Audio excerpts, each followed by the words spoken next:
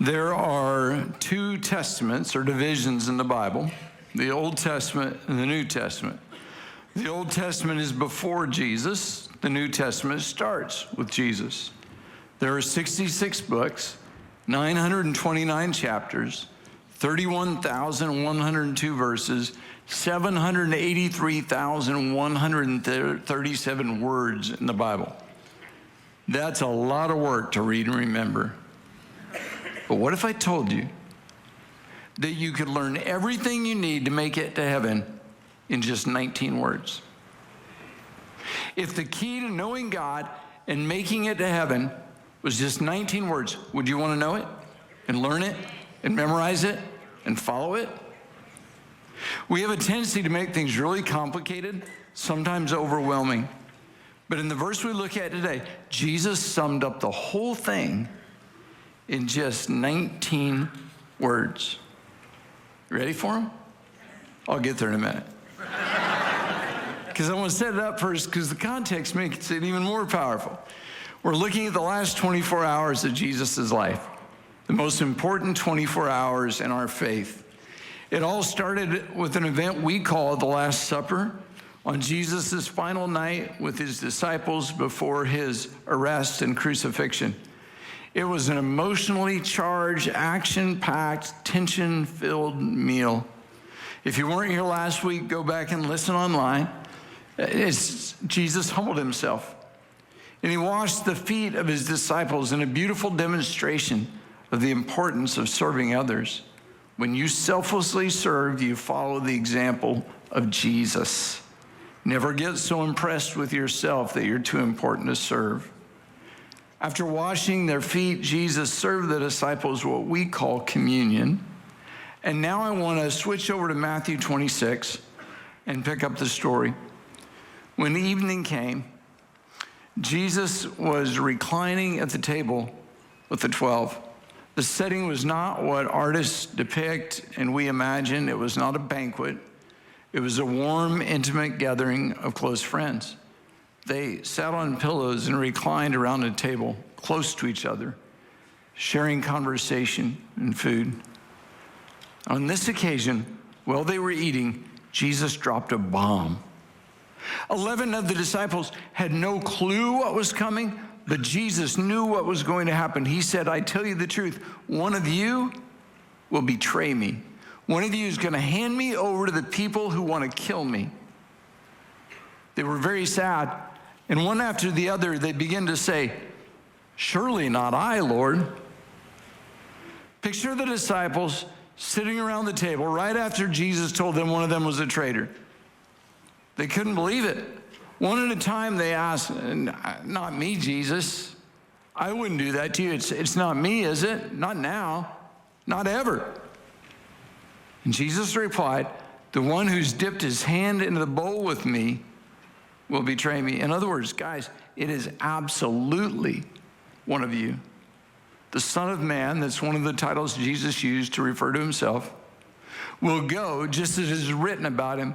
But woe to the man who betrays the Son of Man. It would be better for him if he'd not been born. And I think all the disciples probably agreed, you better believe it'd be better if he hadn't been born. And we might make sure that happens right now. They were angry at the thought one of them would betray Jesus, and not only betray Jesus, but in betraying Jesus would also betray all the rest of them. And then Judas, the one who would betray him, said, surely not I, Rabbi. Now, I don't know why Judas asked the question. After all his time with Jesus, we assume Judas knew he couldn't fool Jesus. But he asked the question anyway, and Jesus looked at him and said, yeah, it's you. Judas stood up and left the dinner on his way to betray Jesus, and the rest of the disciples were rocked. The room was filled with emotion, anger, shock, hurt, outrage. The disciples didn't know what to say or to do. Over the course of 3 years, the disciples had become as close as brothers. Jesus taught them, prepared them to lead. The disciples saw Jesus healed. They saw dead people come back to life and blind eyes opened and deaf ears hearing. They heard revolutionary teaching. This group had no doubt Jesus was not a man. He was who he claimed to be, the Son of God. After all they'd been through, how could one of them betray Jesus? Their time together was coming to an end. Difficult times and deep sadness were just ahead. Can you imagine the emotion? The sting of being betrayed by a close friend, and the agony of realizing that he'd been plotting against Jesus without them knowing it. One season was closing. Another new, difficult, trying season was beginning. The disciples would face stress, pressure, persecution, and hardship. Now remember the setting. Judas just revealed he was the betrayer. And what you expect Jesus to say is, I want to teach you something. Let me tell you what happens to sorry dogs like Judas. I want you to know, I want the church to know for generations, the traitors will burn in hell, and before they get there, they'll be miserable on earth. I will make an example of Judas and anyone else who ever decides to betray me or my church. That's not what Jesus said. Instead, Jesus spoke directly to their fear and anxiety in one of the most amazing passages of teaching in the entire Bible. If you're in a place of uncertainty and fear, if you're not sure what's coming next, you will find strength, peace, comfort, and hope in Jesus' words. Jesus said, do not let your hearts be troubled. Trust in God, trust also in me. In my Father's house are many rooms. If it were not so, I would have told you.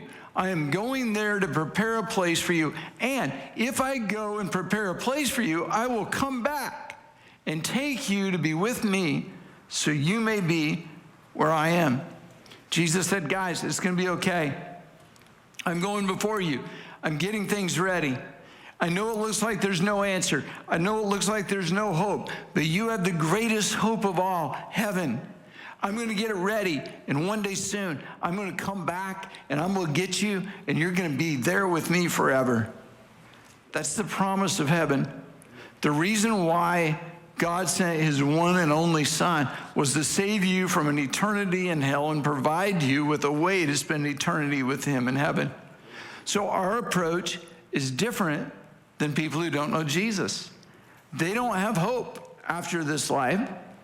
So their complete focus is, how do I survive this situation? How do I get out of this? How do I escape? What can I do to make this life better now? But because you have Jesus, you have hope beyond this life. You have hope eternal. You have a promise from heaven. One day soon, he's coming back, and you get to be in heaven with him forever. That's something to feel pretty good about. I got about 8 amens, but if you really knew what was waiting for you there, you would have been on your feet shouting and clapping, excited that heaven's coming. Why didn't you? Because I'm afraid we've gotten a little too comfortable on earth. I've actually had people tell me, Pastor, I don't want Jesus to come too soon. I've got so much I still want to do. Really? That vacation is going to be better than heaven? Disney's going to be better than heaven? You really think so? Getting married, that's going to be better than heaven? Don't say anything.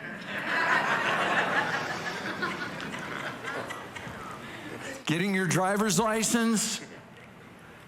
I had somebody say, I don't want Jesus to come back till I get to drive. Okay.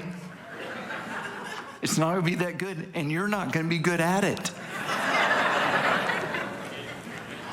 Although we don't talk about it enough, and sure don't get excited as we should, heaven is still our hope. We can endure pressure, hardship, persecution, stress, and still be hope-filled, because our hope is not this world. Our hope is the next world, heaven.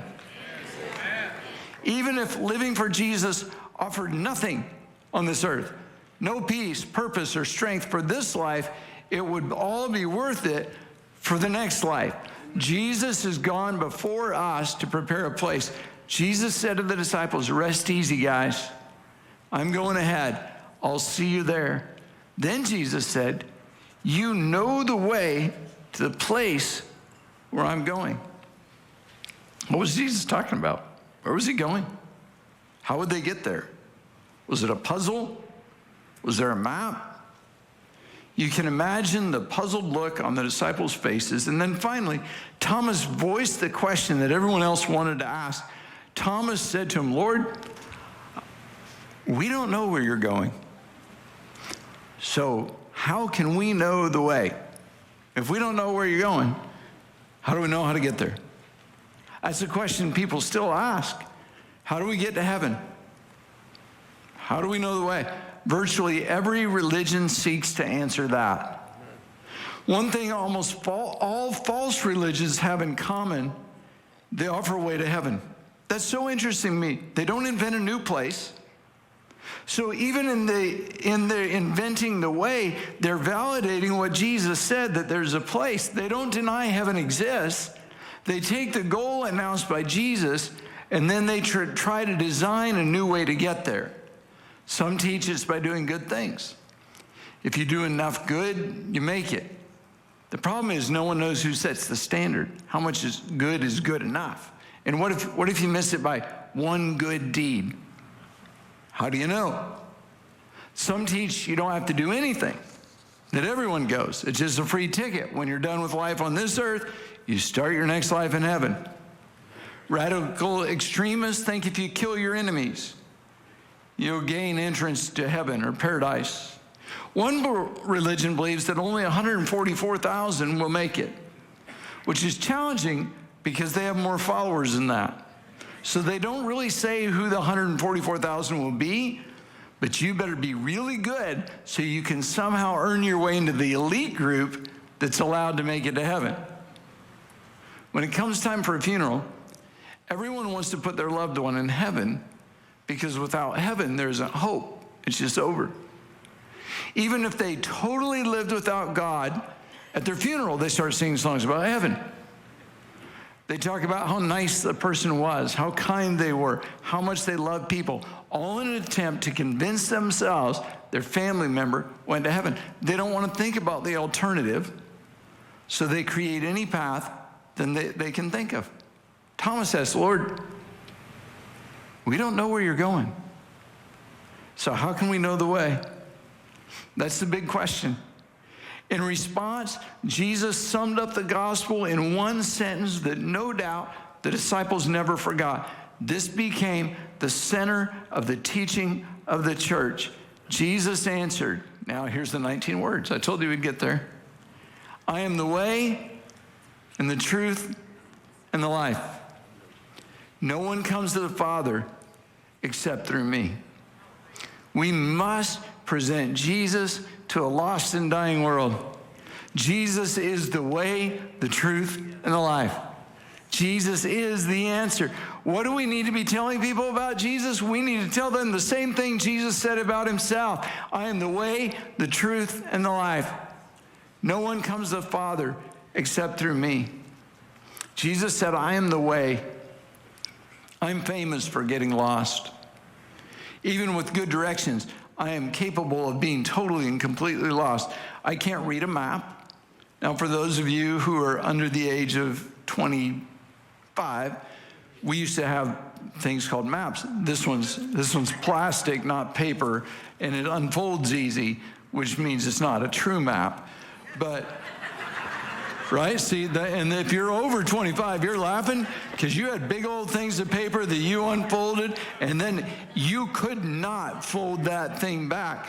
And then you had to look at all these little things, and you had to plot your course on your own. You just had to look and kind of go, well, let's see if I want to go to McCrory. I need to go. You had to figure out the roads on your own on the map. It'll be up here. You can come look at it after service if you want to see what it looks like. Very cool history kind of piece. I struggle to follow the directions of my GPS. If I get distracted, I can even get lost driving home from church. No lie, it happened to me a few months ago on a Saturday night. I was listening to a really good book, and I was just driving, I wasn't paying any attention to where I was going. I'm just driving, listening to the book. And when I finally looked up, I had no idea where I was. I still don't know where it was. It's somewhere I've never been before. And so I stopped. I didn't want to call Parker or Cindy because I knew the ridicule that would be heaped on me if I said I'm lost. And it'd be like early onset dementia. Here we go. So I wasn't going to do that. So I stopped. I opened my Maps app. I chose home. And I followed it to get back. I'm not exaggerating. When it comes to directions, I am hopeless and clueless. But if you say, Pastor Rod, follow me, I want to take you to the best restaurant in town. I'm going to take you for good Cajun food since you just haven't had it for a long time. No directions necessary. I'll go right in front of you. You just follow. No problem. I can follow you all the way to a big bowl of gumbo. See, I may not be able to find my way on my own, but I'm a good follower. John chapter 8, Jesus said, I'm the light of the world. Whoever follows me will never walk in darkness, but will have the light of life. Jesus is the way. When you follow Jesus, you won't make wrong turns, U-turns, or end up on a dead-end street. Instead, you'll be blessed, on course, headed to heaven. You'll be able to overcome the obstacles of life and navigate your way through the twists and turns if you keep your eyes on Jesus and follow. The song we just sang is actually really good theology. Turn your eyes on Jesus, look full in his glorious face, and the things of earth will grow strangely dim in the light of his glory and grace. How do you follow? Read and obey his teaching. Don't pick and choose. Decide which applies to you, which doesn't. Obey it all. Jesus said, if any of you wants to serve me, then follow me. Then you'll be where I am, which makes sense. Ready to serve at a moment's notice. The Father will honor and reward anyone who serves, another version says follows, me. People show up at church the first time lost and looking for direction. They may look like they've got it together, but most of the time that's not the case. Their marriage is in trouble. Their kids are a mess. Their finances are a wreck. They're fighting addiction. They feel hopeless. They say, we've lost our way. We thought we knew where we were going, but somehow we got off track. We need help. Right then, people need to hear about Jesus. They need to be told Jesus has the answers they're looking for. They need to be told Jesus battled the same temptations and overcame them. They need to be told Jesus will bear their burdens, forgive their sins, and lead them in a new way of life. He's the way. Now, listen, it's important to remember our church can help people along the way, but we aren't the way. Our church can't save you. No church can save you. Jesus is the way. Our mission is to point people to Jesus, not us. We may be good way pointers, but we're not the way. Now, you've probably seen a sign like this for pizza or tacos or tax preparation. The person holding it twirls it around and throws it in the air. I'm not going to try that because we all know what's going to happen. But they do a lot of, here, Timothy, come on up here and just kind of give us a little demonstration of what they do. I think Timothy would be a good sign twirler. Kind of give us the little, like they do. Yeah, and the little dance they do, you know, they kind of,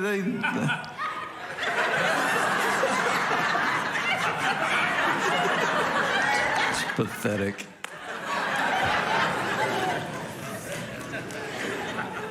These signs have a purpose. You don't go to the person holding the sign and say, give me a pizza. All they're doing is pointing to you towards what you really need. We need to be like the sign twirlers. We aren't the answer, but we can point the way to the answer people need.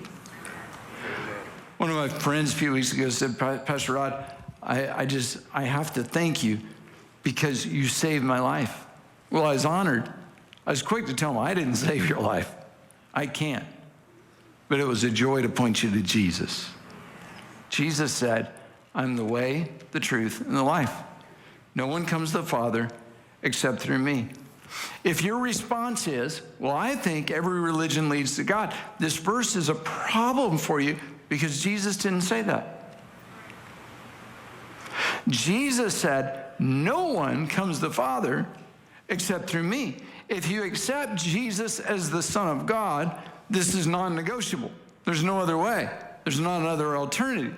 If you decide all roads lead to heaven, then you're rejecting Jesus and his teaching, and you're deciding he really wasn't the Son of God. Because if he was the Son of God, he was right. Why do people, even good people, want to believe all roads lead to heaven? Because they can't bear the thought of someone they love not making it. So they rationalize that everyone will.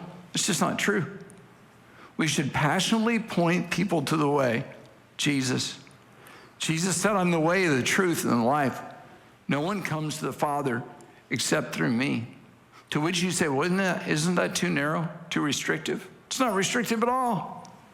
Remember what Jesus said in perhaps the most known Bible verse of all, John 3:16, for God so loved the world that he gave his one and only Son, that whoever believes in him would not perish, but have eternal life.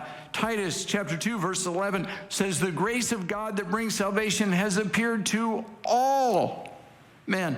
The message of Jesus is the most inclusive message of all time. Anyone and everyone is invited. Eternal life can be had by anyone, everywhere. No one is excluded. All you have to do is believe in Jesus and commit your life to him. Doesn't matter how big of a jerk you've been in the past. It doesn't matter the mistakes and the failures. Even the worst person you know is included in whoever. Jesus is the way. What about people born into other religions and cultures? Jesus had a plan for that too. That's where you come in. He told us, go make disciples of all nations. That's why we partner with and send missionaries around the world. People need to know in every culture, every tribe, every language, and every tongue that Jesus is the way. Second, people need to know Jesus is the truth. I wish I could say you'll never be lied to at church. That's not true. In fact, lying is so common among religious people, we have a word for it, hypocrite. Lies told in church are especially painful. You can handle it when a mechanic tries to sell you work you don't need. You don't expect politicians to keep their promises.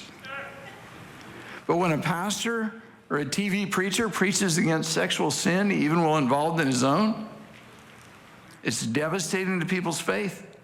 People have become spectacle of church because of highly publicized preacher failures. The list is long. The lies were convincing. Some of you walked away from church because of it. Men and women disappointed you and let you down. But you can rely on Jesus. He is and will always be the truth. In a world full of lies, everyone's searching for the truth. Don't make the mistake of believing we're the truth. If you do, you'll end up disappointed because we're humans. We can't live up to that. We'll fail. Only Jesus can live up to that expectation. He and he alone is the way. He is the way. He is the truth. Jesus said, I'm the way, the truth, and the life. No one comes to the Father except through me. Jesus is the life. Maybe you've heard the saying, life begins at 40. I've been there, and I can tell you, that's a lie. There is nothing, I have yet to find, maybe there's something, there's nothing wonderful about getting old, except for the fact that you're closer to heaven. That's the only thing I can think of is every day I'm one day closer to no longer being here. Other than that, getting old is not a good deal. Students think life begins when you get your driver's license or when you're allowed to date.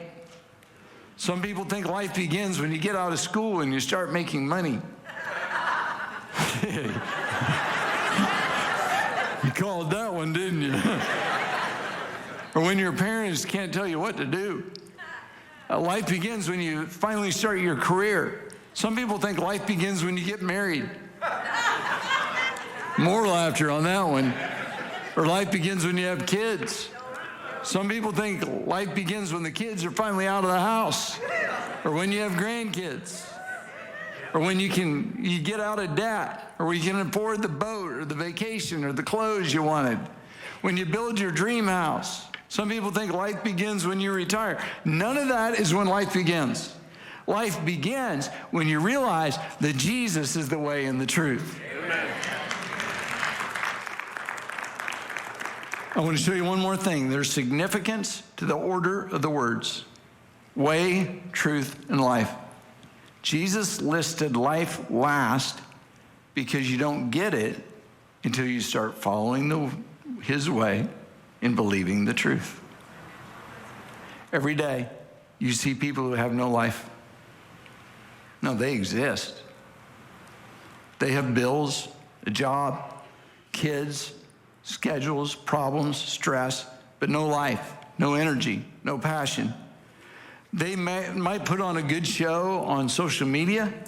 Without Jesus, they will never really have life. Week after week, people who are burned out, stressed out, and worn out come staggering into church. The last thing they need to be told is yet another thing to add to their busy schedule.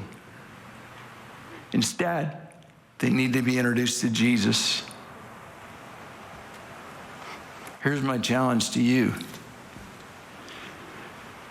Be a sign twirler.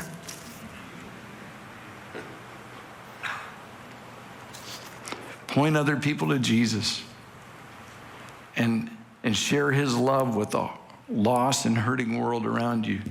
He alone is the way, the truth, and the life. And he alone is the life you've been looking for. If you're searching for truth, answers, and direction, I've got it for you. 19 words. Jesus said, I am the way, the truth, and the life. No one comes to the Father except through me. What an incredible service. Thank you for joining us and being a part of our church family. If you have any questions about today's service, if you need prayer, or if you just want to learn more about First and LR, go to firstandlr.com or follow us on social media at First and LR. Our goal is for you to be a lifelong follower of Jesus. And I pray that the Lord would bless and guide you as you obediently follow what he has for you and your family. We look forward to connecting with you.